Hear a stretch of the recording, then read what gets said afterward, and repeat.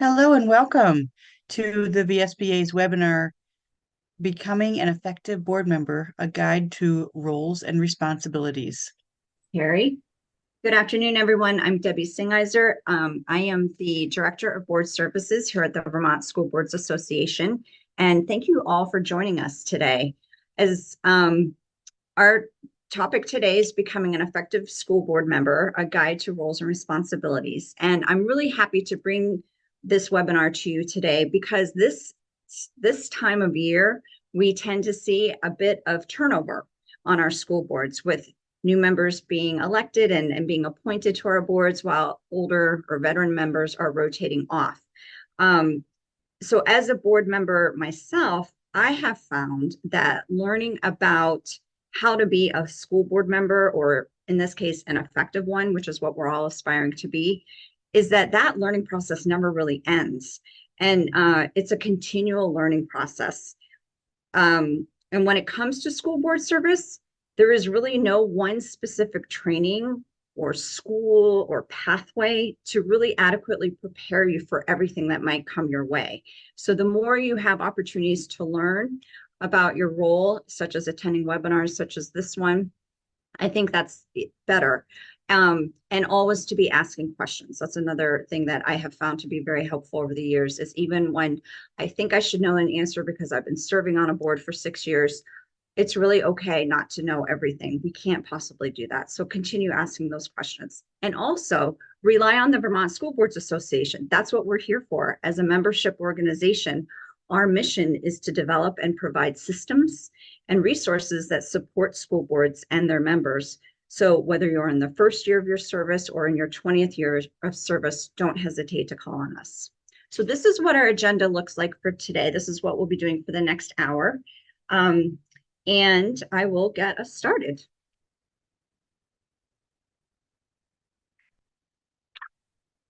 There are a lot of different analogies out there about school board, the role of the school board, and you probably have heard some of them already. So here's one, for example, seeing the forest for the trees. In school board governance, it is really essential for board members to focus on long-term educational objectives, such as student academic performance or achievement or well-being, rather than getting bogged down by individual complaints that might come in, administrative minutia, or short-term concerns. So by seeing the forest for the trees or focusing on the big picture, board members can make informed decisions that align with the broader mission and vision of the school district and ensure that their own board actions are helping to contribute to the overall success of the district. So that's one analogy that you might see. Another analogy I sometimes will see is that as board members, we always have that balcony perspective, that view from the balcony. So imagine standing on a balcony overlooking a scene below. And from this vantage point, you can see the entire landscape below you rather than focusing on specific elements. So similarly, having a balcony view in school board governance means being able to see the overall goals, objectives, as well as some of those challenges that are facing our school district, and then making our decisions with that bigger picture, broader landscape view in mind. Sometimes you also hear the term used, the 30,000 foot view, that school board members should be operating at the 30,000 foot view, which essentially is the same thing as the balcony view. So it's just another way to help you keep that governance role in your mind. So this book on the right side of the screen should look familiar to all of you. And if it doesn't, let us know right away because you need a copy of it. Let Carrie Lamb know if you don't have a copy of the Essential Work of Vermont School Boards, and she can get one into the mail to you immediately. So I find that this book is an excellent resource for board members to refer to when they want to better understand how to do our work. As a board chair, I actually take it to every meeting that I go to. And I encourage my board members to do as well. I frequently refer to this book when I have a question, when I'm getting ready to attend a meeting and I'm going through the agenda and the board packet and something's not clear to me. I sometimes will pull out this book and look up the relevant section. And sometimes I might even refer to it during the course of a meeting. So for those of you who don't know, there's also on our website a toolkit that looks similar to this book, which has a ton of tools and different resources that could help you as a board member, as well as your board as a whole. So what you're looking at right here on the left side of the screen is the table of contents for the book. And there are 6 chapters. And there's also in the back some appendices that offer you different tools, again, for your board, such as sample agendas, board self-assessments, as well as even like a quick reference to the Robert's Rules of Order. So for today, we are really going to be talking mostly about that 3rd chapter, which is effective education governance.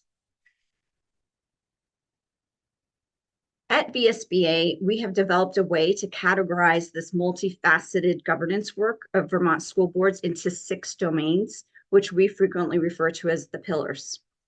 They are all equally important and influential in the success of our school district. So here you see what those 6 pillars are, and I don't want to spend time going through what each of them is or what they are, because you can do this on your own by looking at the book and going onto the website and checking out that toolkit that I mentioned. Instead, what I'd like to do, and I think will be much more interesting to all of you, is to hear from our panelists, these 3 individuals who have deep knowledge of and experience with school board service. And they will tell you a bit more about how they and their board do this very important work. So what does this work look like in practice? What does it look like on the ground? I find that it's one thing to read about how to do our work, which is important, and it's that's something we should do. But what's really invaluable is listening to those who are doing the work and learning from them. So without further ado, I would like to introduce you to our wonderful panel today. Flor Diaz-Smith, who's a member of the Washington Central Unified Union School District. She'll be speaking first, and she'll be followed by Gaston Bathalon from the Troy School District in the North Country SU Supervisory Union.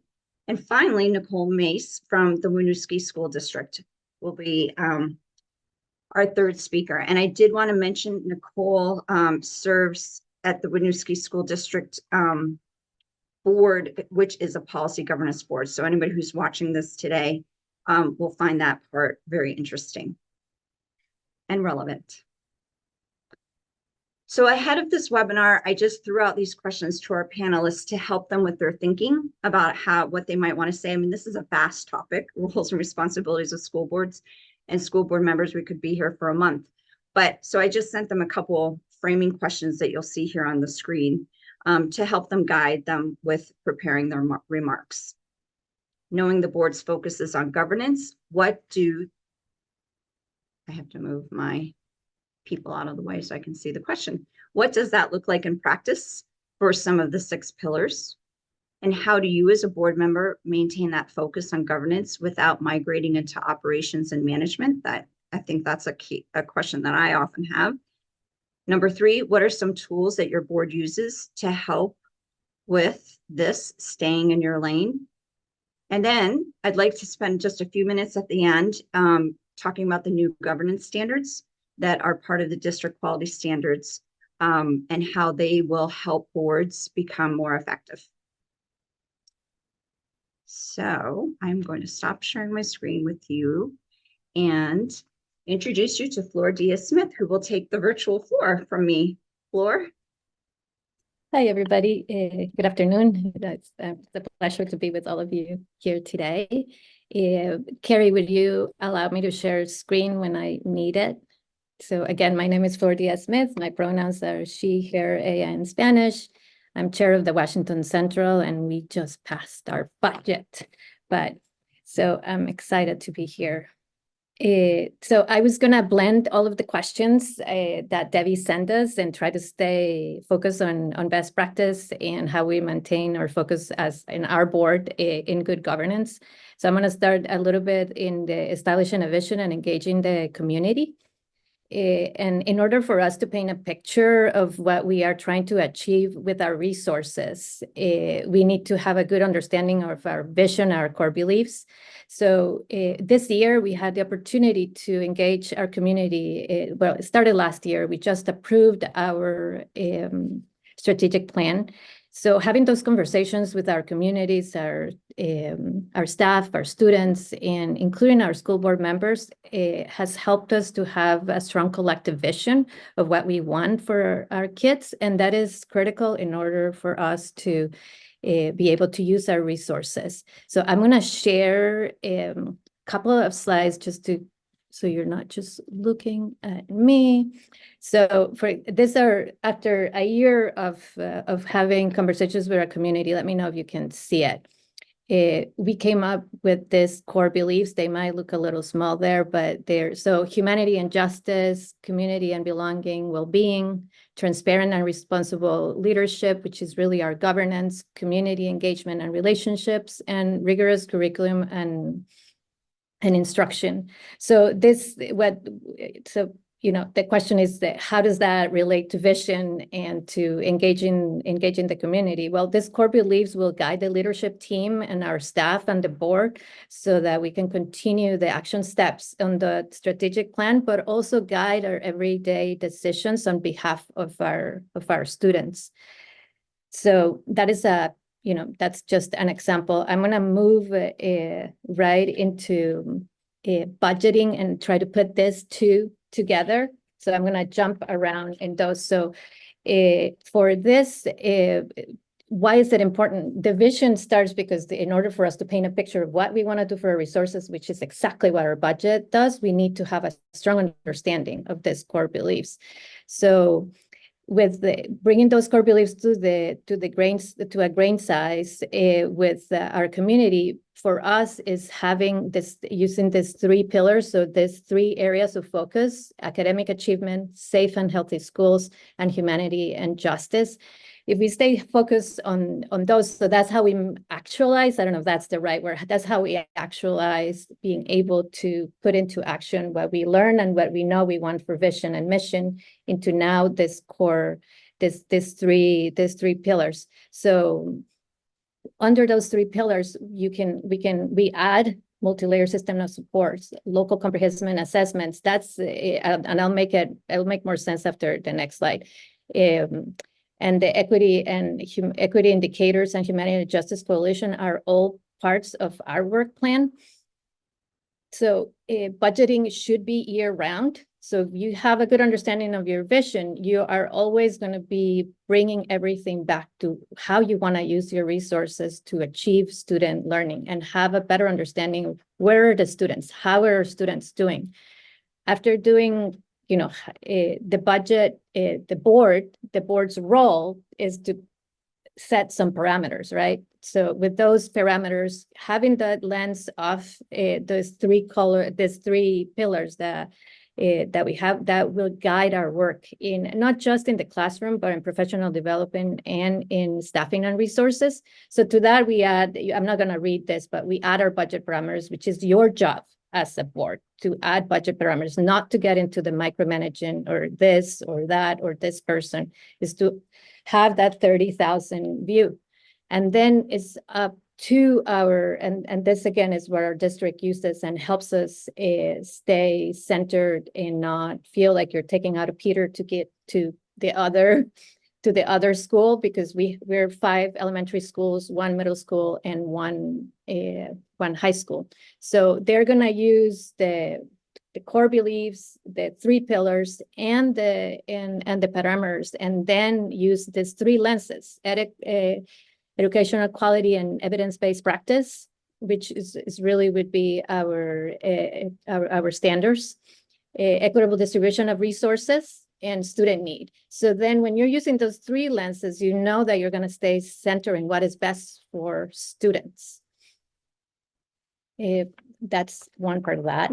And then I'm going to move in effective and ethical operations. The school board has great influence on the district culture and climate. The actions we take or we fail to take will have great impact in student outcomes. Yeah, it's not going to have impact on, just community. It has impact, and that's why we have to remember that we have a great impact on student outcomes. So this is what we use. These are 3 goals as a board: education and academic outcomes, broadening community, broadening our engagement with community, and long-term planning, right? And everything kind of falls within those 3. And this is it's just an example. You don't need to use this, but it's an example of how we know what we're doing at every meeting and not forgetting to. It doesn't say every single thing, but it keeps us focused on, do we need reports? Do we need certain actions so that we don't forget what are the presentations? So for example, I was just saying the equity indicators. So we are here. Hopefully I'm not making you too dizzy. In May, equity indicators is the presentation combined with the climate survey. So we're not going to forget that is coming because, we are planning for it. So when we're planning at the end of our agenda, what are the next themes? We know what's coming up. And the same, we know what it's in finance or what reports are needed. So Ed Quality will present outcomes at our meeting. And we know specifically what those are. And lastly, I'm going to stop the share, just say a little bit in the superintendent and board partnership. The school board, needs to lead, and we are responsible for the climate district-wide. So sustainable improvement for students comes just when there's respect among the superintendent and the board and all of it. So if there's respect and trust, you don't always have to just earn it. And that's something that I've learned a lot to say. You have to give trust that you hire the experts so that they can do the work. And they're the ones that are closest to our kids. And it is a big responsibility that we have because we set the tone. We set the tone for the entire district on how we treat each other and how we have clarity of our roles in order to be effective. So one thing that we can do is, and not forget, is the evaluation of our superintendent is one of the key things that we do as a board, and aligning our goals both with the superintendent and our goals. There's got to be alignment. So we are all rowing forward together. I'm sure I could talk about all of this, but I'm going to let Gaston talk about others, and we'll talk a little after. Thanks, Flor. So I won't have any slides. I'll just kind of go through some of these things. First, I just want to say thank you for the invitation for being on this panel with 2 people that I really respect an awful lot. And so the work that they do really matters a lot. And so anyway, great role models for me as I, continue in my experience on the school board. So by way of introduction, Troy School District has a 5-member school board. We have about 180 students. And we have really grown a lot as a school board. For example, one of the things that we've not done heretofore was to have last year our very first board where we went off and talked just as a board retreat. And we talked about issues that we were not able to get to in our board meetings. It just seems that our board meetings tend to last 2.5 hours, which is way too long for me. And so we're trying to really kind of call that down. And so we're hopeful that this year at our next board retreat that we'll be able to fine tune our agendas going forward. So certainly fine tuning our agendas is something that we're looking at. And then one other thing that I wanted to mention in terms of being an effective school board member, and one of the things that we've been told about the Troy School Board is that people really appreciate the fact that we were able to laugh together.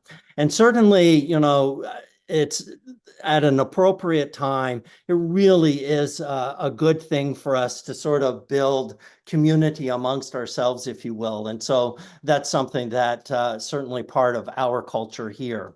In terms of establishing a vision and engage the community, certainly, you know, when I started on the school board, visions had already been developed. And so we've gone forward with those. Engaging the community, quite frankly, has been a real challenge. And I have to give kudos to our superintendent of schools, Elaine Collins, who decided that she was going to do community forums. And our first community forum was in January 2023, and the board was a real big part of this. Her goal was that she was going to go in each part of our large SU, supervisory union, and do, you know, these sensing sessions, and they lasted about, it was about 2 hours. That was awesome. We had staff, we had community, we had parents, and the conversation was just really frank. And so what was really good about it was, you know, the honesty, the really good feedback, but also for me personally, is that we had a professional facilitator. And she was awesome. And the reason why that was so good was that that gave me a model to sort of take with me, so that this year, frankly, we had a community forum where we had to talk about class trip policy. So although we have policies that go across the SU, we call them common board policies. Each school district has the ability to have their own policy. And so this was the beginning of us trying to develop a local Troy school trip, you know, school trip policy, and also field trip policy. And so there was a lot of emotions. And so it was good that I was able to take some of those things that our professional facilitator did to kind of get through those really hard moments. So it was really, really good. And so when we talk about engaging the community, then that really helped us. And so one thing that I'm always stuck on is the community is our greater community. But also I didn't want to forget that part of our community is also our school community, right? Our staff, our teachers. And so last year at somewhere around February, we were approached by a group of faculty and staff, and they wanted to form a committee, and they called it Vehicle for Change, where they would hold these sensing sessions, you know, amongst the staff, and kind of develop what are those issues that are most concerning to them, and they would bring them to the board. And the board then would have these discussions, and they were really difficult discussions, let me say. And based on those conversations, we were able to move forward with a plan. So, for example, it quickly evolved to behaviors as being a real issue at Troy School. So what did we do? Over the summer, we convened, or the staff and faculty convened a committee, and they re-looked at our behavior policy within the school, and came up with a much more detailed student handbook. And then we engaged the services of folks who came in and trained the staff on behaviors, so that we're all on one track. Like, you know, everybody has their opinion, but we as a faculty are tracking this way. So that was really helpful. And then as well, this led us to hiring an assistant principal. This was a huge step in helping our principal with the workload and behaviors that, needed to be addressed. And so that was just one instance of engaging the community. Let me see. And then in terms of establishing policy, let me make a plug here for VSBA Model Policy Manual. We very much use those. And so we engaged the services of VSBA. Sandra came in and did an audit of our, current policies and gave us recommendations as to those that we needed to drop or to consider to drop. And anyway, so we're making our way through these. And so that has been a real help in helping us in terms of governance for not just Troy School, right? Because we're a part of a larger supervisory union.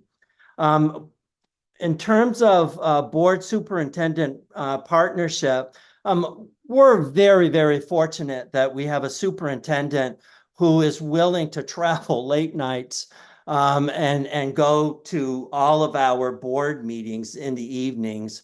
And if she's not there in person, she's there, by video link. And I'm telling you, those relationships really pay off.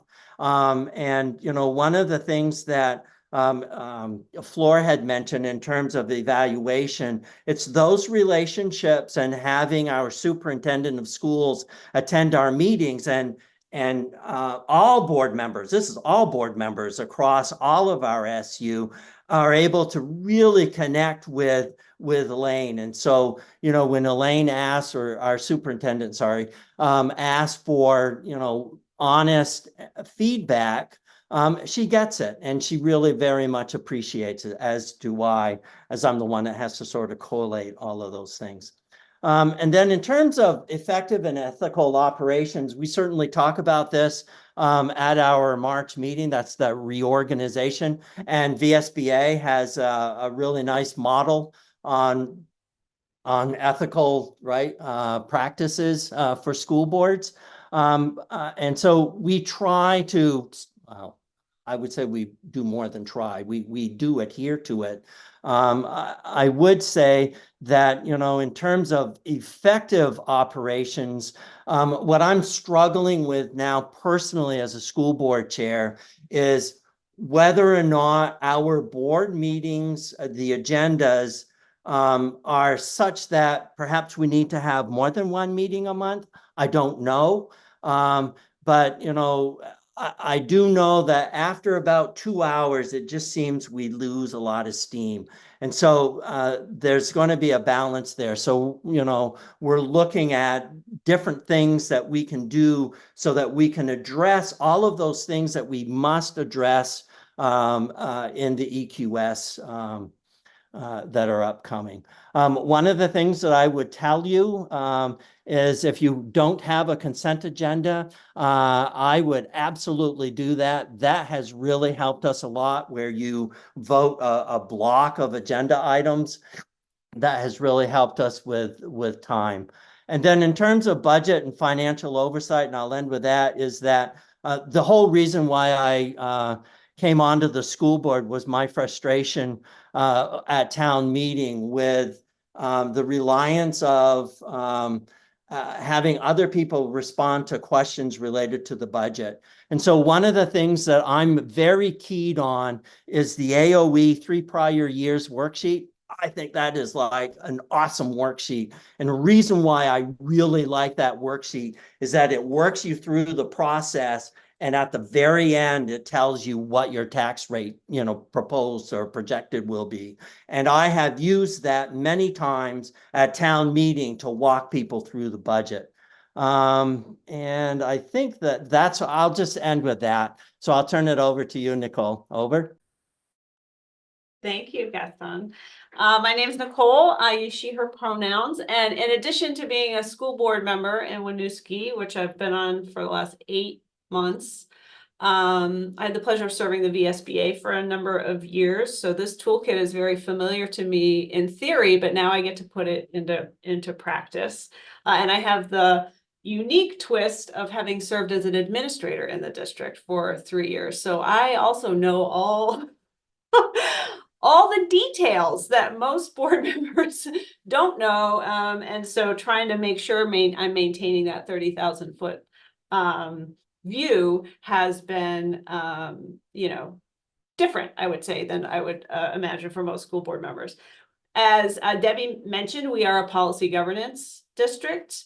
I'll be honest, when I was with the VSBA, I had a sort of, I would say, healthy skepticism of policy governance as an effective tool for lay people who, education is already very jargon filled, and policy governance felt to me like it was another layer of jargon.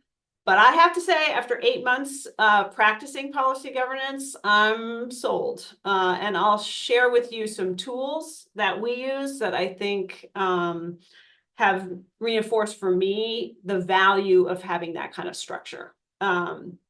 We have 5 board members in Winooski, so it's a 5-member board. Our district serves roughly 800 students. It's a pre-K through 12 campus. And 4 out of 5 of our board members are new within the last year. We have a new superintendent and a new business manager. And so it was actually one of the reasons I put my name in to be appointed to a vacancy, because of all the turnover. But I think it really provided us with the opportunity to take a fresh start, but also not disrupt everything. So as a policy governance district, we've had the same end statement. So our vision statement, also known as our end statement, has been the same for the last 10 to 12 years. And that was the product of a really robust community engagement process. We didn't feel like coming in as a brand new board, that was where we should start. We felt like we needed to lay a strong foundation as a new board, and really understanding how we monitor our end statement. How do we monitor our other policy governance policies before we really embark on anything substantive in terms of a change in the vision? So we invited Debbie to come and meet with us at our board retreat this summer, and she gave us a refresher or an overview of policy governance. And many of us have been participating in the policy governance cohort that the VSBA has been facilitating.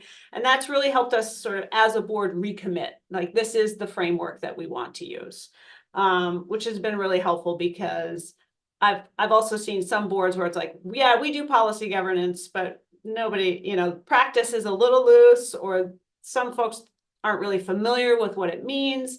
So I believe that taking the time to orient all of us to the framework and recommit was really an important step.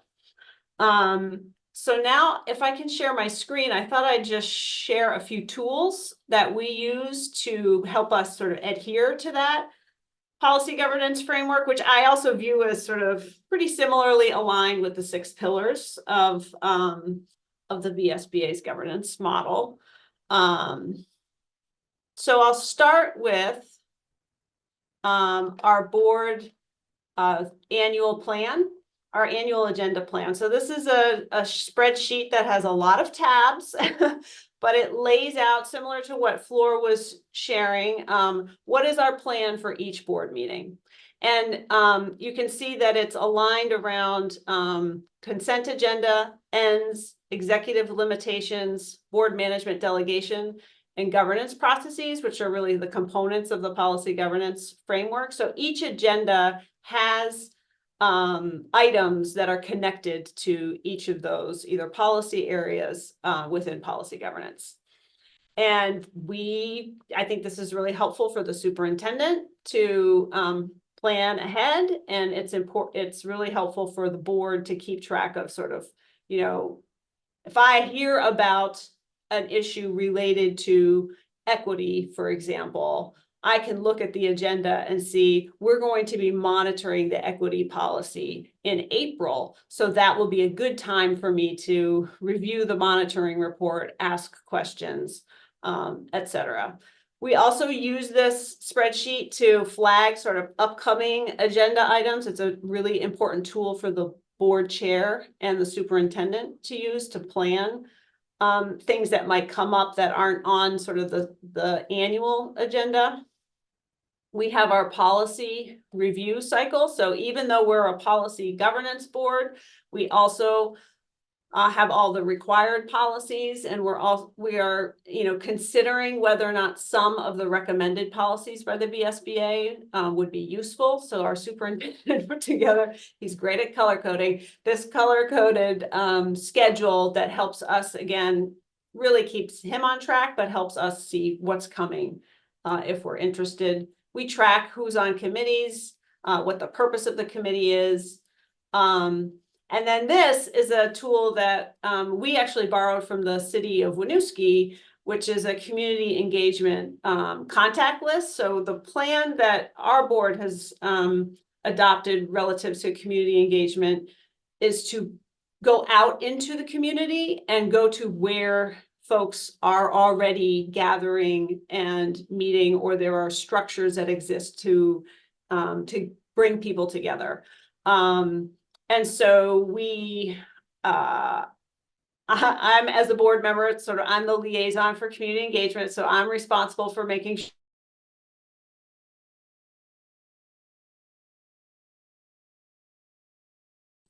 a script and procedures that sort of provide us with some guardrails around what happens when we go out and meet with groups. And we did this last in sort of big effort was around the budget and reaching out to community groups to see if we could come and meet with them. We also have, I'll just say, a new board member orientation schedule. So all of this information is in our annual plan spreadsheet that we bookmark and we have really easily accessible. So it's really Nicole? transparent. Yep. I have someone I will not surprised we have this question. As someone who asked the question, if we could provide them with a template of this spreadsheet. Yes, so this is the superintendent owns this document, but I'd be happy to figure out how I can make a copy of it and send it to you. I'll make Great. sure we take out if I don't think there's any information in here that might be problematic, but I'll work on that. Yes. Thank you. Sure. So with that annual plan, I think that really leads into our agendas. So we, like Gaston, we meet once a month. Our agendas start with our end statement. So this is our vision statement. This is what we're hoping to accomplish. And then we structure the agenda around, we have a consent agenda, agree. That's a really important tool to not get bogged down in minutia. But we start with community engagement. We move to executive limitations, and this is really where the board has an opportunity to, monitor the work of the superintendent. And we do that through our policy governance monitoring reports. We do that through quarterly financial management reports in terms of monitoring our budget performance. And we do that through the superintendent's report to the board. And I'll show you examples of each. And then I'd say the bulk of our meeting is spent on governance processes, which are our policies. And some of our policies, I'd say, it's pretty, we move through them pretty quickly. It's required. It's, legal language that really we shouldn't have a lot of input in terms of changing the wording. But we have had several policies that have come through where I think there have been really great conversations at the board level, but always lead to asking the superintendent to go back and get more information. So the search and seizure of students by school personnel was one where we felt, given our commitment to given our race and equity policy, our commitment to being an anti-racist school district, our commitment to student voice, that this was a policy that we really wanted to make sure students had an opportunity to give feedback. But the board didn't do that work, right? The board asked the superintendent to identify some classes at the high school and middle school level and have conversations with students and get input. And I have to say the model that, or the policy they came back to us with student input was so clear, so, you know, it adhered to the values that we have articulated as a board, and I think really helped bring that policy to life in a really meaningful way. But again, we didn't do that. We just set the expectation that that happened as part of our process. This past month, we ratified a support staff contract. So that's also a really important function of the board to negotiate contracts. So the agenda, I think, really helps to ensure the board stays in its lane and is focusing on its essential work or its important work. When it comes to the superintendent board partnership, we have a monthly monitoring report that is developed by the superintendent. This one was for asset protection. And so it starts with this is the policy. And then the superintendent has an opportunity to interpret the policy. So based on his experience and knowledge, this is what these words mean and how he'll know how he's interpreting the objectives of the policy. So that takes a little while. And this is his, again, new superintendent. He's going through all these for the first time. So it's a really important opportunity for the board to say, yeah, we don't think you've got that right, or you're interpreting this language or this intent differently than we are. So we haven't come in, it's very thorough. So we haven't come into many instances where that's the case, but it could come up. We then get into what are the conditions that would indicate compliance with the policy. So again, it requires the superintendent to do some really deep thinking about what would it look like if I was compliant with this policy.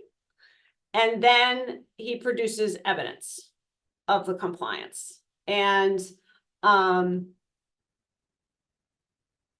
that usually takes several pages. And then there's a status, conclusion, which is, are we fully compliant? Are we partially compliant? Are we non-compliant? And I think this framework accomplishes a few things. Number one, we do get a lot of information about what's happening in the schools relative to our policy, the limitations that we've set on the superintendent.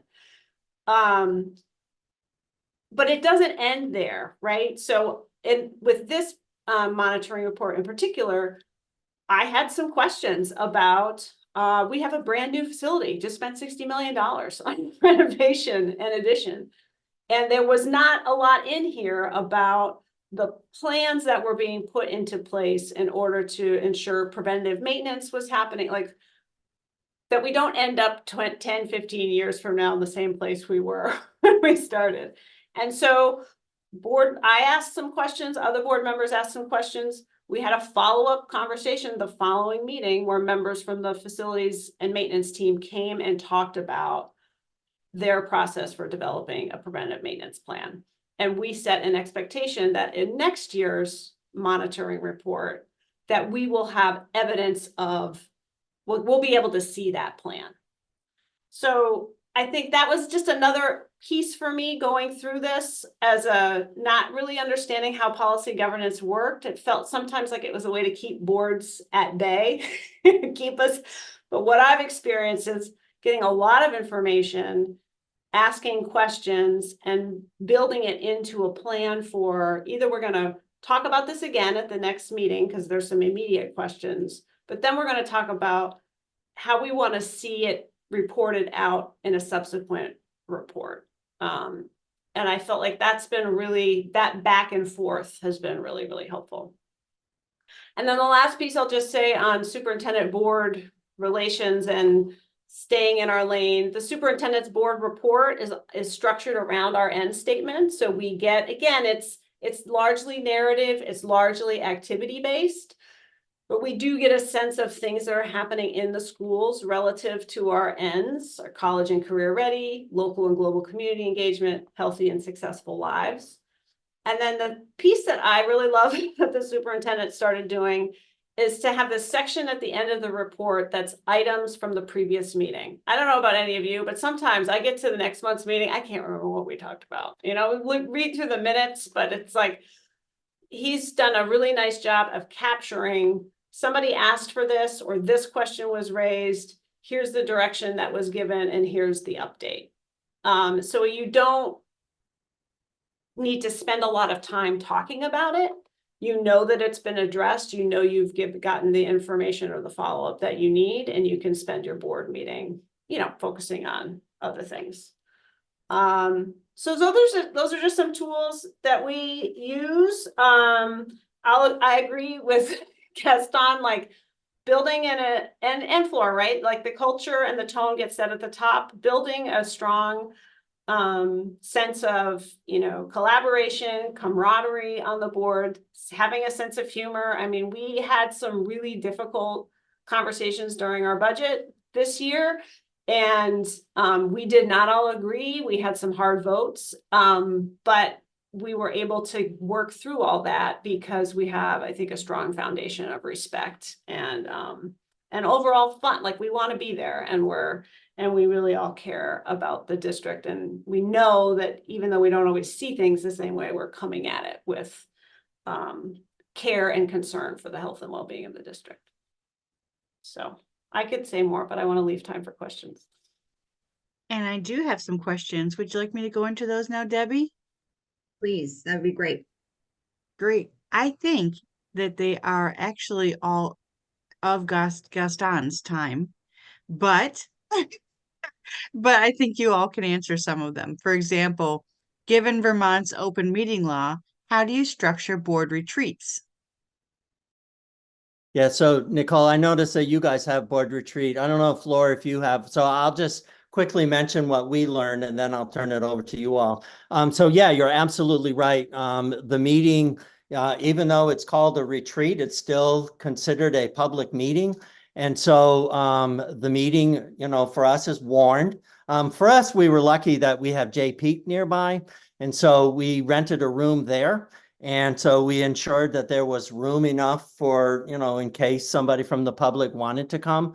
In our case, nobody did come, but yes, you have to do, you know, exactly what you do for your regular meetings for a board retreat. Warn it, ensure that there's time for public comments as well. Oh, I don't know, Flora, Nicole? Yeah, no, we do the same thing. We do the You same. nailed it. Yeah. And one thing that I would add, just because I forgot to say this, is that we meet twice a month in order to do board learning at the beginning of the month, and so sometimes we add a little bit of business to take some time out of our regular. So we meet the first Monday and the first Wednesday and the third Wednesday of the month, so that we are always learning as a board.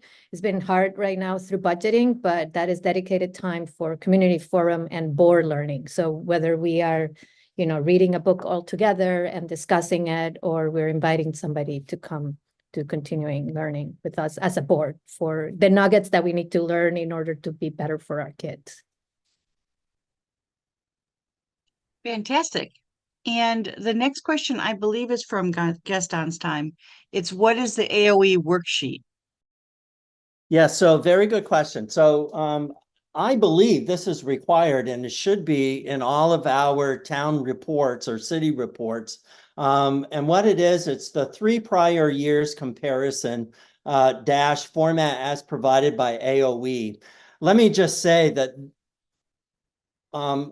when I first got onto the school board, you know, it just seemed that our discussion when it came to the school board budget was focused on line items. Like, you know, why is this line, you know, 20% higher than it was last year? And it just sort of took us down these rabbit holes that weren't helpful or constructive. And so what I did is I went through this whole form. And if you find this form. I mean, I can certainly send you the one from Troy, but this is awesome because at the very top, it talks about the property dollar yield, and it just works you through the whole process, what your budget is, what your education spending is, what your cost per pupil is, and it just works you all the way down to what the effect is on your tax rate. And so the reason why I'm real excited about this is that, you know, off to the side, they tell you how they calculate these things. And so remember the dollar yield bill that was recently, I mean, you know, so there were a lot of aspects of that was, you know, that everybody was watching. One of those aspects was, okay, what are we doing with the, you know, property dollar yield here? And so for us, it made a big difference. I mean, it brought our local tax rate down a couple of percent. So it was very helpful, and I was able to do that because of this form. And so I would just really recommend that you at least become familiar with it. I could show you a pic. I don't know if this I is- have it, I can show it if I can screen, I have it on my screen. Oh, that would be I can awesome. show it. Thanks, Nicole. Yeah. yeah, So yeah. I'll turn it over to Nicole, but that's what I have to say about it. Right, is this it, Gaston? Yes, that is definitely it. Yeah, so, and this is a spreadsheet that the AOE sends to your business managers, and so they update these fields, but it takes you through the calculation of the tax rate. And so it's a, as Gaston said, it's a way for you to be able to walk through. And we built you know, a similar type of a spreadsheet for the board's budgeting purposes, which is really, really helpful, just to see the connections between, like, okay, this is what we control, these are the elements that are set by the state. And you can sort of start to help educate people on how the pieces fit together. That's fantastic. If someone could send us a copy of that, we'd be glad to send that out with a follow-up email as well. So we have one last question at this point. So if you have any questions that you're thinking of, please feel free to put them in the Q&A. So we're ready after this one. Gaston, are you able to share some more thoughts on your annual meeting budget conversation and ideas to be transparent to the community while providing accurate tax rate information, which I think is what the spreadsheet was really all about, but I don't know if there's anything else that you'd like to share. Yeah, so once I went over, you know, that whole worksheet and spent a fair amount of time explaining it, and it sort of becomes, when you look at the budget, you know, that it's all wrapped up into this number. And so not to get sort of thrown by individual line items, but let's look at the total, if you will. But so this year, because of the CLA and all of that, I used both the AOE worksheet as well as I went through the whole explanation. I'm also on the town select board. And so I went through the whole explanation of the CLA and why the CLA offsets local education taxes because of homes selling for greater than what they're appraised at and all of that. And I think that at the end of that, well, actually at the end, I only had a couple of questions and the budget was voted through. I think there's just an understanding, and I certainly can send anybody who wants a copy of that overview, certainly. Over. I don't know if there's anything else, but. Well, one thing I just wanted to mention as part of our budget process, it's a strategy that we use, and this year was I think the best year we've had, is that each board member is asked to recruit what we call a budget buddy. And it's basically a member of the community who agrees to attend. You know, we meet every Wednesday of the month in December. Agrees to attend our budget meetings, and that has been really helpful, both for like building the bench of future board members. My budget buddy, then I recruited to run for the board, she's now on the board, but it also helps build the understanding of people in the community at a pretty deep level on like how all these pieces fit together. So I have really appreciated that set up as a way to get more community buy-in, understanding of what it is we're up to, because it's complicated. And that budget buddy then in theory can go out and help you, the board, which is only a 5-member board, it's very small, to kind of educate a bigger population. Is that right, Nicole? Yeah, so then you're doubling your numbers of educators, which is great. Yeah, yeah, those are excellent tips. And I'm sorry, Debbie. So one of the things that I should point out to you is that when I had prepared my slide presentation, you know, when you're looking at it on your computer, that's very different from what it looks like in the gymnasium, you know, filled with seats, and you know, our screen is sort of embedded into the stage. And so I actually went to the school the day before, loaded everything up, and I changed fonts, I changed colors, and I changed a little bit of format just to make sure that the information showed correctly. So preparation is sort of key. I mean, it's one of those details, but I would say that that was very important because then I knew, you know, standing in the back of the room that, okay, everybody can see this. And if I would have just gone with my initial version, I would have been completely off track, if you know what I mean. Over.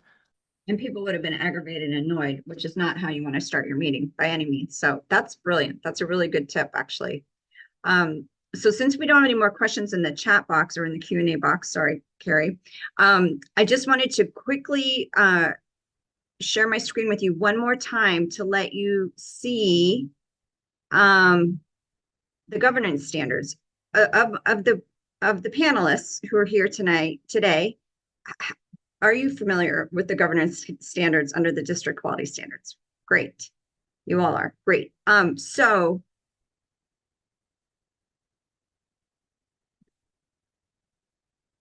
I'm just going to show a picture of what these look like. You can download these off of the AOE website. We also have them on our VSBA website. And all I really want to say about these standards, because we only have a couple minutes left, is there are 3 pieces of standards or 3 categories of standards. And the ones that the board really is responsible for complying with are the governance standards. And that's found starting their subsection 113 on page 6 to 8. There's 14 different standards, and they're organized by these 3 categories or buckets: priorities, protocols, and processes, which is all about how we do our work and how we should be doing our work. These rules, which were just passed or adopted last summer, will take effect next summer, July 1 of 2025. Have a look at these standards, become familiar with them. I wanted to ask our panelists very quickly, how are you feeling about these standards? Do you feel like your board is going to be in good shape, or there's something there that is making you panic a little bit? So this is Gaston. I'll start off. So when I wear my hat as the chair of the NCSU board, you know, there's 12 school boards. And so what I decided to do, or what I recommended, and we're actually going to hold a meeting next month, is we have a committee that's going to now look at those standards very carefully so that we can go out and survey each of our boards to find out where we are. Our goal is to make sure we 100% meet these EQS standards when they go into effect. And so we thought having a committee of board members was a good way to sort of begin to bridge where we are today with where we'll be tomorrow. Over. Great, thank you. Yeah, and just for clarification, these are the district quality standards. They're not the educational quality standards, which are EQS, which is something a little bit different. Yeah, very good. So if this is helpful, next month, actually, our topic for our webinar is going to be on the district quality standards. So put this on your calendars if you're interested in learning more about what these standards are and what the rollout of the standards are going to look like, the quality assurance review that the AOE is setting up. We will actually have a couple staff from the AOE on that webinar to talk to us about how these the compliance with these standards is going to work. And would love to have you all tune into that. So that's on Thursday, June 13th at 12 noon. And yeah, as I said, please put that on your calendar. And that's the topic of our next webinar. And I want to close us out. It's 101, talk about timing, by just thanking most genuinely our 3 amazing school board members here who have shared so many interesting tips and tools. I actually took a whole page of notes myself for some ideas that you've given me as a board chair to use. So I mean, this is what it's all about, is sharing tips and of the trade with one another, and being in communication with each other.